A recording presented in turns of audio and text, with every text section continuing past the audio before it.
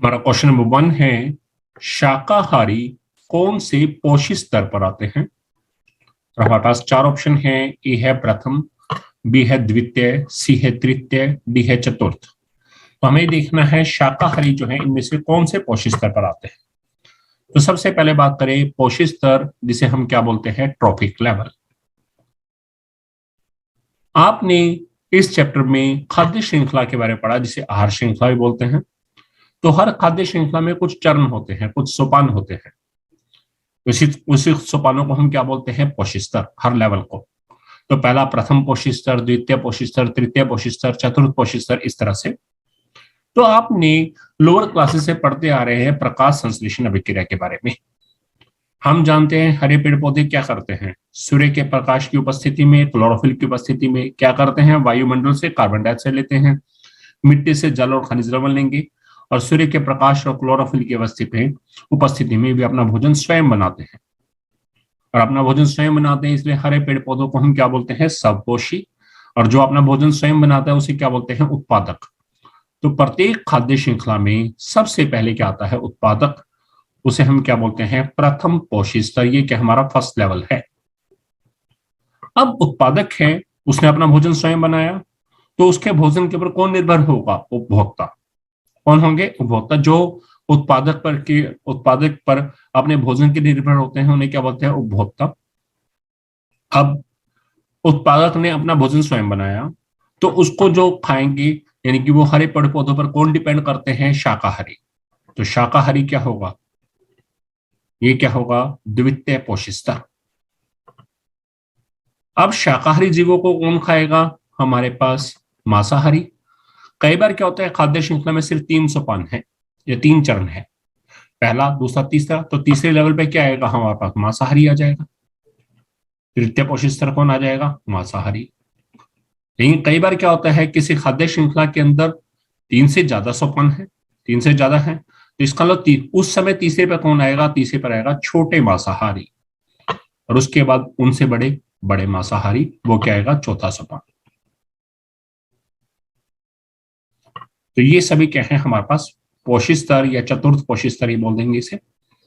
तो आपके पास क्वेश्चन में क्या पूछा गया है, शाकाहारी जो हैं वे कौन से पोषी स्तर पर आते हैं। तो आपने क्या देखा, वो कौन से पोषी स्तर पर आते हैं, द्वितीय। तो बी ऑप्शन जो है, this is the correct answer. और ये क्वेश्चन HBSC में 2017 में सेट ए में पूछा गया है। अच्छा क्वेश्चन है। आपको मैंने इसमें उत्पादक के बारे में बताया, और उसके बाद ये सभी क्या है, चाहे शाकाहारी है, चाहे छोटे मांसाहारी है, चाहे बड़े मांसाहारी है, इन सबको हम क्या बोलते हैं, उपभोक्ता। ठीक है, जो उत्पादक पर अपने भोजन के लिए निर्भर करते हैं उन्हें क्या बोलते हैं, उपभोक्ता। ठीक है, नेक्स्ट क्वेश्चन।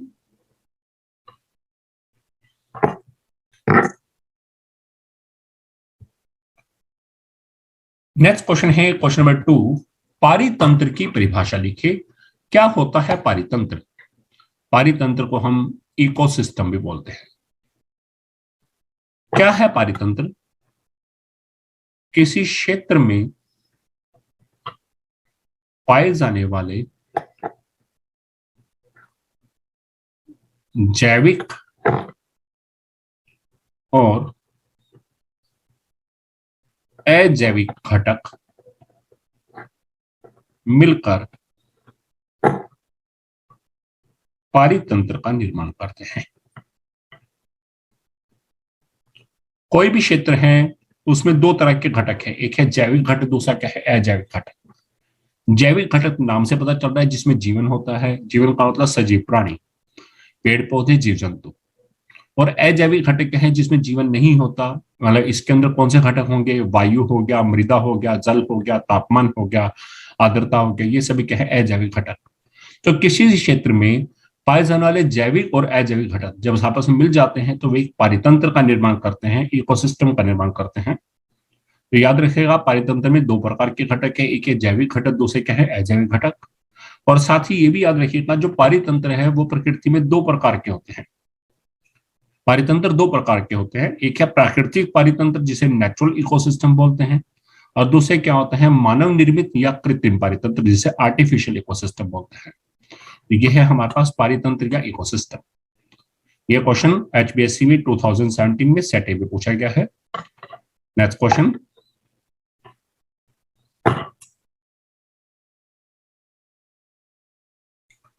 क्वेश्चन नंबर 3, द्वितीय उपभोक्ता कौन से पोषित स्तर पर आते हैं? आप जरा देखिएगा, द्वितीय उपभोक्ता क्या सही है? प्रथम, द्वितीय, तृतीय, चतुर्थ।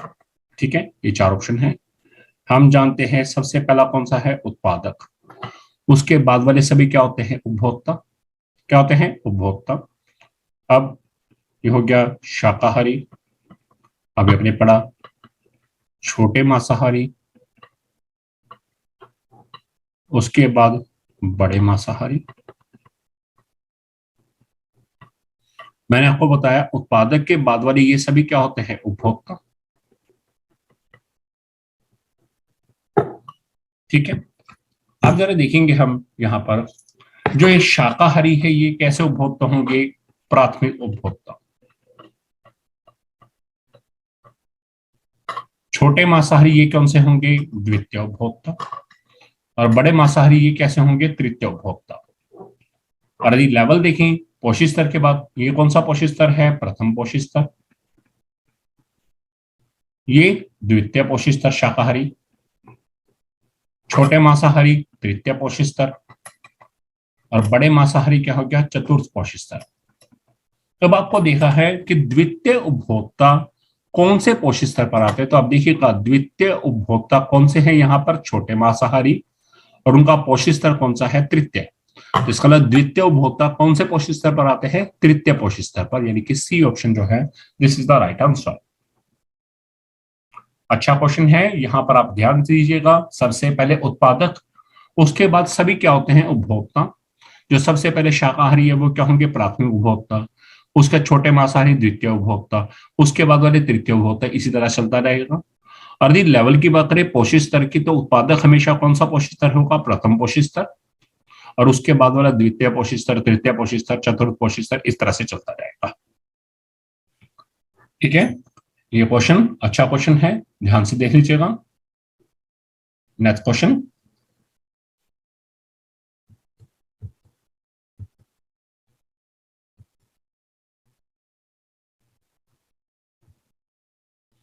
ये क्वेश्चन HBSC में 2017 में सेट बी में पूछा गया है। नेक्स्ट नेक्स्ट क्वेश्चन है क्वेश्चन नंबर 4, जैव निम्नीकरणीय पदार्थ किसे कहते हैं, या जैव निम्नीकरणीय पदार्थ क्या होते हैं? तो जरा देखिएगा, जैव का मतलब है बायो, और निम्नीकरणीय होता है डिग्राडेबल। तो जैव निम्नीकरणीय पदार्थ को क्या बोलते हैं? बायोडिग्राडेबल सब्सटेंसेस। क्या होते हैं? निम्नीकरणीय मतलब अपघटन होना। तो जैव निम्नीकरणीय मीन, जैव का मतलब क्या क्या? सूक्ष्म जीवों द्वारा या अपघटकों के द्वारा। तो वे पदार्थ जो अपघटकों द्वारा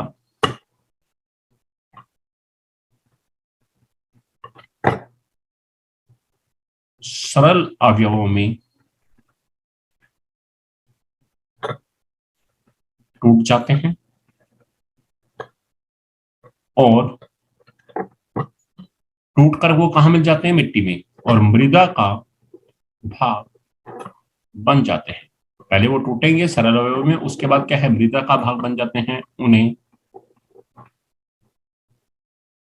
जैव निम्नीकरणीय पदार्थ कहते हैं।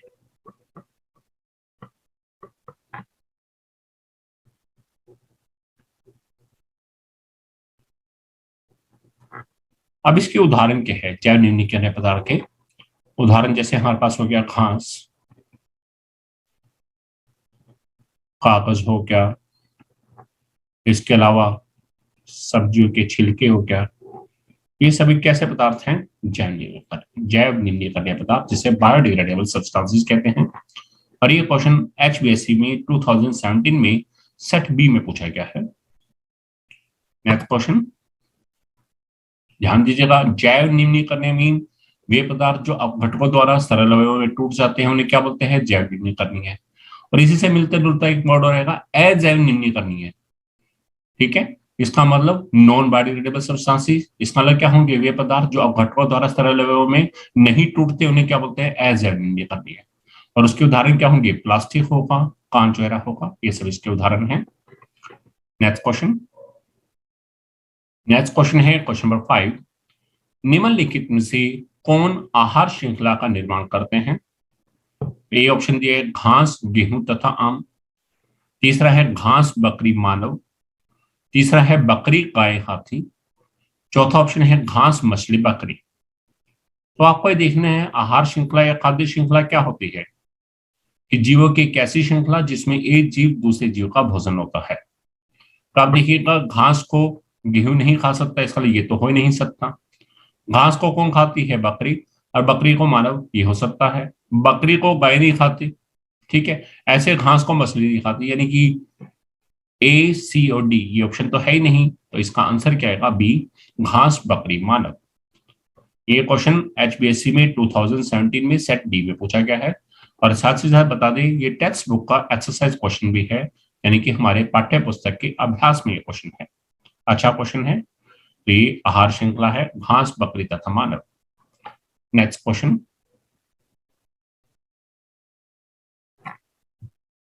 नेक्स्ट क्वेश्चन है क्वेश्चन नंबर 6, यूएनईपी को विस्तारित कीजिए। तो यूएनईपी है क्या, यूएनईपी की फुल फॉर्म क्या है, जरा देखिएगा। सबसे पहले है यू, यू का मतलब है यूनाइटेड, एन का मतलब नेशंस, ई का मतलब एनवायरमेंट, और पी का मतलब क्या है, program. United Nations environment program. और सभी हिंदी में देखें तो यूनाइटेड क्या है, संयुक्त, नेशंस का मतलब क्या है, राष्ट्र, एनवायरमेंट का मतलब पर्यावरण, और प्रोग्राम का मतलब क्या है, कार्यक्रम। संयुक्त राष्ट्र पर्यावरण कार्यक्रम, ये है यूएनईपी की फुल फॉर्म। और ये क्वेश्चन एचपीएससी में 2017 में सेट डी में पूछा गया है। ध्यान रखिएगा यूएनईपी की फुल फॉर्म बहुत बार पूछी गई है और आगे पूछने के चांस है। नेक्स्ट क्वेश्चन,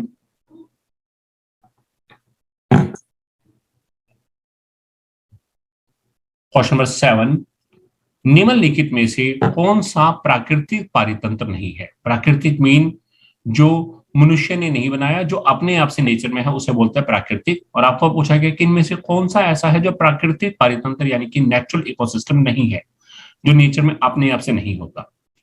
आप देखिएगा आपके पास पहला ऑप्शन है वन, दूसरा है तालाब, तीसरा है झील, चौथा है खेत। अब वन नेचर में अपने आप मिलते हैं, तालाब मिलते हैं, झीलें भी अपने आप बनती हैं, लेकिन जो डी खेत है, खेत मनुष्य खुद तैयार करता है। तो खेत जो है ये प्राकृतिक पारितंत्र नहीं है, ये कैसा पारितंत्र है, कृत्रिम पारितंत्र। और ये क्वेश्चन एचबीएससी में 2018 में सेट ए में पूछा गया है। सो डी ऑप्शन क्या है, this is the correct answer. Next question,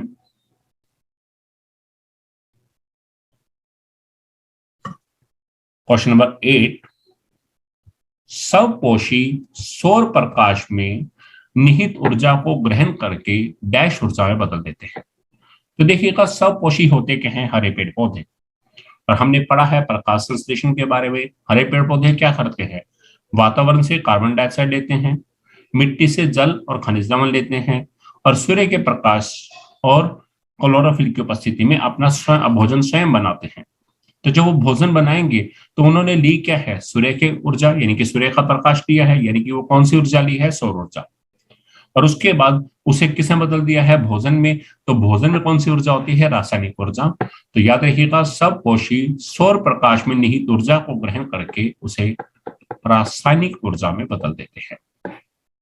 ये क्वेश्चन एचबीएससी में 2018 में सेट ए में पूछा गया है। नेक्स्ट क्वेश्चन, क्वेश्चन नंबर 9, निम्नलिखित में से कौन सा तीसरे पोषी स्तर पर आता है? प्राथमिक उपभोक्ता, द्वितीय उपभोक्ता, तृतीयक उपभोक्ता, इनमें से कोई नहीं। तो याद कीजिएगा प्रथम पोषी स्तर पे कौन आता है, उत्पादक। द्वितीय पोषी स्तर पे क्या आता है, प्राथमिक उपभोक्ता। और तीसरे पोषी स्तर पे कौन आएगा, द्वितीयक उपभोक्ता, यानी कि बी ऑप्शन क्या है, this is the correct answer. ये क्वेश्चन एचबीएससी में 2018 में सेट बी में पूछा गया है। नेक्स्ट क्वेश्चन,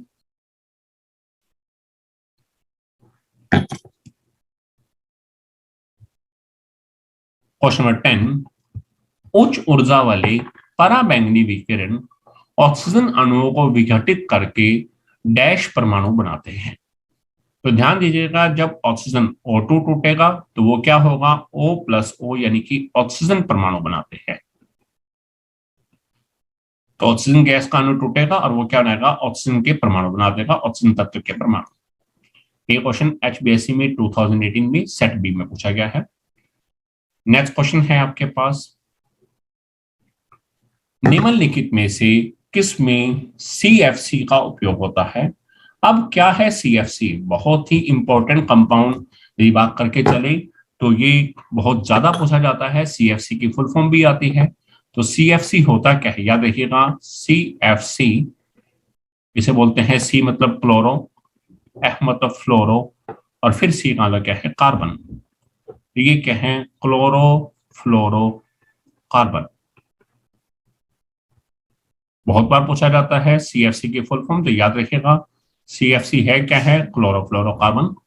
तो क्वेश्चन क्या है, निम्नलिखित में से किसमें CFC का उपयोग होता है।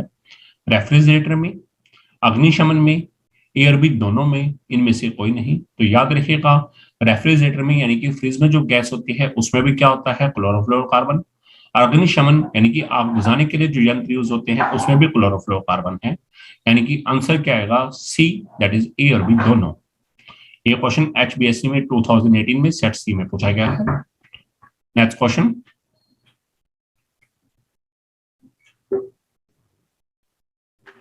है क्वेश्चन नंबर 12।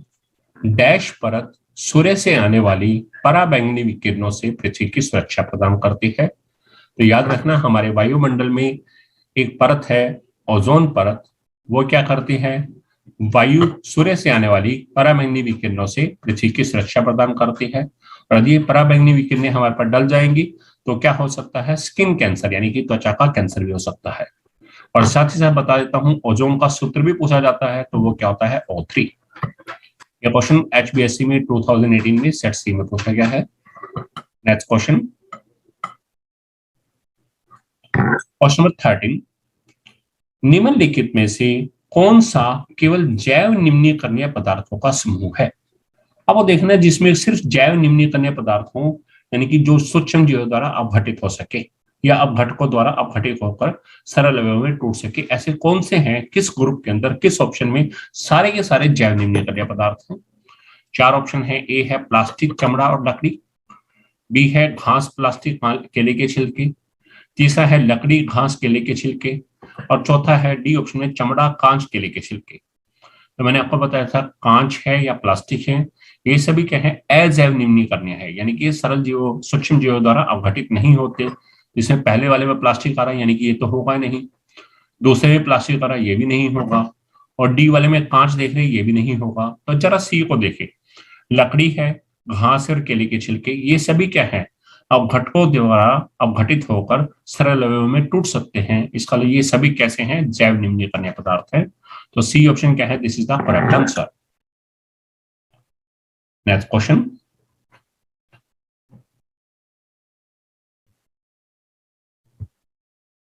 ये क्वेश्चन HBSC में 2019 में सेट ए में पूछा गया है। नेक्स्ट क्वेश्चन है क्वेश्चन नंबर 14। ओजोन परत सूर्य की कौन सी विकिरणों से पृथ्वी की सतह को सुरक्षा प्रदान करती है। अभी थोड़ी देर पहले एक क्वेश्चन आया था, वहां पे पढ़ा भी था। सूर्य से एक विशेष तरह की विकिरणें निकलती हैं जिन्हें क्या बोलते हैं, पराबैंगनी विकिरणें। ठीक है, तो ओजोन परत क्या करती है, सूर्य की पराबैंगनी विकिरणों से पृथ्वी की सतह को सुरक्षा प्रदान करती है। ये क्वेश्चन HBSC में 2019 में सेट ए में पूछा गया है। Next question, question number 15। निम्नलिखित में से कौन सा केवल अजैव निम्नीकरणीय पदार्थों का समूह है। अजैव निम्नीकरणीय यानी कि जिनका सूक्ष्म जीवों के द्वारा या ये कहीं अपघटकों के द्वारा अपघटित नहीं होते और वो सरल अवयवों में नहीं टूटते। तो ऐसे कौन सा समूह है जिसमें ये सारे के सारे अजैव निम्नीकरणीय हैं। तो पहला ए ऑप्शन देखिए, एल्यूमिनियम, प्लास्टिक, पत्तियां। इसमें एल्यूमिनियम और प्लास्टिक तो अजैव हैं, लेकिन पत्तियां कैसा है, जैव निम्नीकरणीय है, यानी कि ये नहीं हो सकता। बी ऑप्शन है प्लास्टिक, घास, लकड़ी। इसे प्लास्टिक अजैव निम्नीकरणीय है, लेकिन घास और लकड़ी क्या है, जैव निम्नीकरणीय है, इसलिए ये भी नहीं है। डी ऑप्शन देखिए, पत्तियां, घास, प्लास्टिक। इसमें पत्ती और घास ये दोनों तो जैव निम्नीकरणीय है, लेकिन प्लास्टिक नहीं है। अब सी ऑप्शन देखिए, एल्यूमिनियम का डिब्बा, प्लास्टिक और कांच की बोतल। इसमें सारे के सारे पदार्थ कौन से हैं? अजैव निम्नीकरणीय, जिन्हें हम क्या बोलते हैं? Non biodegradable substances. तो इसका मतलब हमारे पास सी ऑप्शन जो है, this is the correct answer. ये क्वेश्चन एचपीएससी में 2019 में सेट बी में पूछा गया है। नेक्स्ट क्वेश्चन,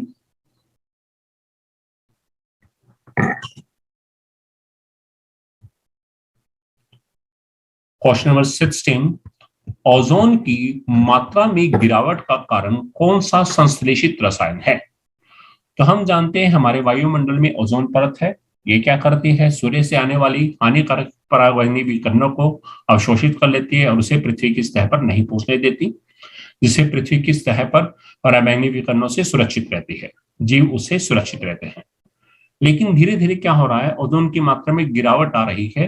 तो उसके लिए कौन सा रसायन उत्तरदायी है? आपने पढ़ा है CFC। CFC जिसे मैंने बताया भी था, ये क्या है? Chloro carbon. कहां से ये उत्पन्न होता है? हमने पढ़ा था रेफ्रिजरेटर से, और दूसरा कहां से पढ़ा था? अग्निशमन यंत्रों से। तो इनसे CFC प्रोड्यूस होता है, क्लोरोफ्लोरोकार्बन। और यही क्या है? ओजोन की मात्रा में गिरावट का मुख्य कारण है क्लोरोफ्लोरोकार्बन। ये क्वेश्चन एचबीएससी में 2019 में सेट बी में पूछा गया है। नेक्स्ट क्वेश्चन, याद रखना, ओजोन की मात्रा में गिरावट का कारण कौन है? CFC, chlorofluorocarbon. Next question, question number 17, सूर्य के प्रकाश एवं क्लोरोफिल की उपस्थिति में अकार्बनिक पदार्थों से कार्बनिक पदार्थों का निर्माण करने वाले जीवों को क्या कहते हैं? अब मार्जक, उत्पादक, शाकाहारी, मांसाहारी। जरा आप यहां देखेंगे, सूर्य के प्रकाश एवं क्लोरोफिल की उपस्थिति, जब ये दोनों चीजें हैं तो इसका मतलब ये किसको प्रदर्शित कर रहे हैं या किसकी तरफ इशारा कर रहे हैं? प्रकाश संश्लेषण की। और आपने पढ़ा है प्रकाश संश्लेषण में क्या करते हैं? हरे पेड़ पौधे वायुमंडल से कार्बन डाइऑक्साइड लेते हैं। कार्बन डाइऑक्साइड कैसा पदार्थ है? अकार्बनिक। और उसके अलावा क्या करते हैं? मिट्टी से पानी और खनिज लवण लेंगे और वो सूर्य के प्रकाश और क्लोरोफिल की उपस्थिति में अपना भोजन बनाते हैं। और भोजन में क्या बनाते हैं? कार्बनिक पदार्थ यानी कि ग्लूकोज। तो उन जीवों को क्या कहते हैं? हम जानते हैं उन जीवों को क्या बोलते हैं? उत्पादक। तो इसका मतलब बी ऑप्शन जो है, this is the correct answer, उत्पादक। नेक्स्ट क्वेश्चन, और उत्पादक को हम एक और नाम से ही बोलते हैं, उसे क्या बोलते हैं? चाहे हम उसे उत्पादक बोल दें या दूसरा क्या है हमारे पास? स्वपोषी, जिसे इंग्लिश में बोलते हैं ऑटोट्रोफ्स। और उत्पादक को बोलते हैं प्रोड्यूसर्स, यानी कि प्रोड्यूस करने वाले, उत्पादन करने वाले। नेक्स्ट क्वेश्चन, नेक्स्ट क्वेश्चन है क्वेश्चन नंबर 18, एक स्थलीय पारितंत्र में हरे पौधे प्राप्त सौर ऊर्जा का कितने प्रतिशत खाद्य ऊर्जा में परिवर्तित करते हैं? तो याद रखिएगा, हरे पौधे हम जानते हैं प्रकाश संश्लेषण के बारे में कि हरे पौधे क्या करते हैं? वायुमंडल से कार्बन डाइऑक्साइड लेते हैं और मिट्टी से जल और खनिज लवण लेते हैं और सूर्य के प्रकाश और क्लोरोफिल की उपस्थिति में अपना भोजन स्वयं बनाते हैं। तो उन्होंने उससे सौर ऊर्जा जो ग्रहण की है, और जब उन्होंने अपना भोजन बनाया तो सौर ऊर्जा का कितने प्रतिशत भाग उन्होंने खाद्य ऊर्जा में परिवर्तित किया, यानी कि जो भोजन के अंदर शिफ्ट किया, वो कितना होता है? 1% भाग। ये सौर ऊर्जा का 1% भाग है, वो खाद्य ऊर्जा में परिवर्तित करते हैं। नेक्स्ट क्वेश्चन, क्वेश्चन नंबर 19,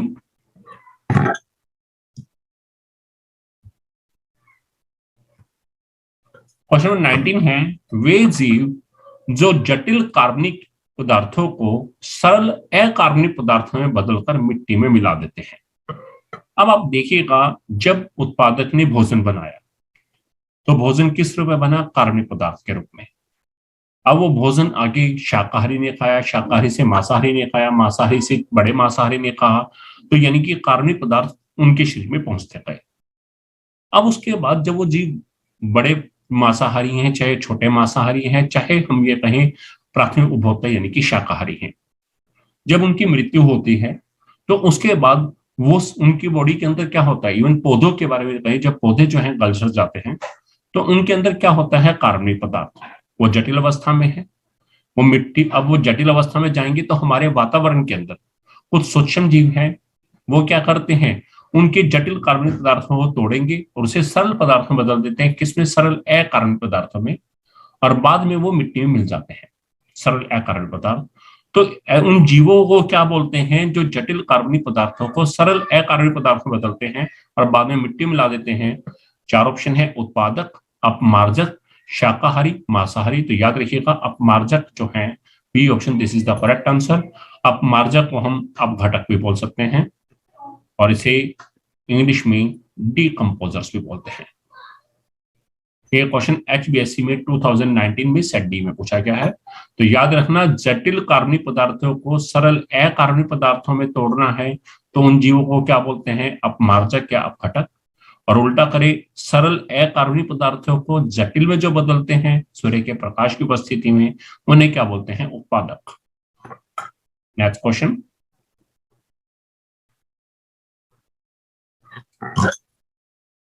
ये क्वेश्चन HBSC में 2019 में सेट डी में पूछा गया है। नेक्स्ट क्वेश्चन है क्वेश्चन नंबर 20। किसी भी पारितंत्र में ऊर्जा का प्रवाह सदैव कितनी दिशा में होता है? तो याद रखिएगा, ऊर्जा का प्रवाह सदैव सिर्फ एक ही दिशा में होता है। ठीक है, आहार श्रृंखला में भी देखा एक ही दिशा में चलती है, तो वैसे ही ऊर्जा का प्रवाह भी कैसा होगा, सदा एक ही दिशा में होता है। Next question, question number 21। निम्न में से कौन से समूह में केवल जैव निम्नीकरणीय पदार्थ हैं? याद कीजिएगा, जैव निम्नीकरणीय पदार्थ क्या हो गए हमारे पास, जो जीव सूक्ष्म जीवों के द्वारा अवघटित होंगे। अब ये टेक्स्ट बुक का एक्सरसाइज क्वेश्चन है, जरा देखिएगा। ए ऑप्शन में है घास, पुष्प और चमड़ा। अब ये सारे कैसे हैं, जैव निम्नीकरणीय, ये सही है। बी ऑप्शन है घास, लकड़ी और प्लास्टिक, लेकिन प्लास्टिक तो आपने पढ़ा है वो कैसा है, अजैव निम्नीकरणीय, ये गलत है। सी ऑप्शन है फलों के छिलके, केक और नींबू का रस, ये भी कैसा है, जैव निम्नीकरणीय। डी ऑप्शन है केक, लकड़ी एवं घास, ये भी सभी क्या है, जैव निम्नीकरणीय। तो एक बी ऑप्शन है जिसमें प्लास्टिक है और वो प्लास्टिक कैसा है, अजैव निम्नीकरणीय। तो हमें तो पूछा क्या है, जैव निम्नीकरणीय पदार्थ, और वो कहाँ है, ए ऑप्शन में भी है, सी में भी है, डी में भी है। इसका ए, सी और डी ये तीनों ही इसके आंसर हैं और ये टेक्स्ट बुक का एक्सरसाइज क्वेश्चन है। अच्छा क्वेश्चन है, इसमें पजल करने के लिए पूछा जा सकता है और यहाँ से हम जैव निम्नीकरणीय पदार्थ के हमें बहुत से उदाहरण भी मिल गए। घास, पुष्प, चमड़ा, लकड़ी, फलों के छिलके, केक, नींबू का रस, ये सभी क्या है, जैव निम्नीकरणीय पदार्थ के उदाहरण है। नेक्स्ट क्वेश्चन,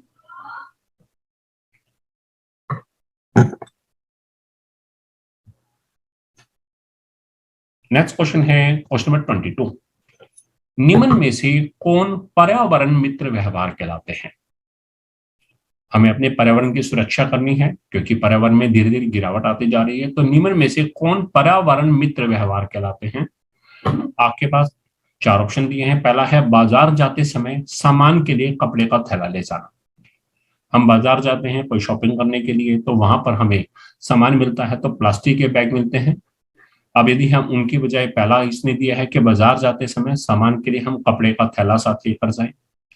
दूसरा है कार्य समाप्त हो जाने पर लाइट तथा पंखे का स्विच बंद कर देना। आप जिस रूम में बैठ के पढ़ रहे हैं वहां पर यदि आपका काम समाप्त हो गया है, आपने अपना होमवर्क या कोई भी टेस्ट की तैयारी कर ली है, तो उसका लाइट या पंखे का स्विच बंद कर देना। तीसरा है माँ द्वारा स्कूटर से विद्यालय छोड़ने की बजाय तुम्हारा विद्यालय तक पैदल जाना। आप में से कुछ स्टूडेंट्स ऐसे भी होंगे जिनके माता पिता उन्हें स्कूल के अंदर छोड़ने के लिए आते होंगे, भले वो मोटरसाइकिल पे आते हैं, साइकिल पे सॉरी स्कूटर पे आते हैं, गाड़ी में आते हैं। यदि उसके बजाय दो बच्चा जो है विद्यालय तक पैदल आए, और डी क्या है, उपरोक्त सभी, तो आपको ये देखना है कि इनमें से किस मेथड को या किस ऑप्शन के द्वारा पर्यावरण की सुरक्षा हो सकती है और हम पर्यावरण में आपके प्रति अपनी मित्रता को दिखा सकते हैं, पर्यावरण को बचा सकते हैं। तो ए ऑप्शन है वो भी सही है कि बाजार जाते समय सामान के लिए प्लास्टिक का थैला ना ले, कपड़े का थैला लेकर जाएं। कार्य समाप्त हो जाने पर लाइट तथा पंखे का बंद स्विच करना, इससे भी पर्यावरण की रक्षा होगी। माँ द्वारा स्कूटर से विद्यालय छोड़ने की बजाय तुम्हारा विद्यालय तक पैदल जाना, इससे भी पर्यावरण की सुरक्षा होगी। तो डी जो है उपरोक्त सभी, ये क्या है, this is the right answer. So D क्या है, पर्यावरण मित्र व्यवहार। ये सारे के सारे क्या है, पर्यावरण मित्र व्यवहार है। इन सब से हम पर्यावरण की रक्षा कर सकते हैं। और ये टेक्स्ट बुक का एक्सरसाइज क्वेश्चन है। ये थे इस चैप्टर के the most important objective questions.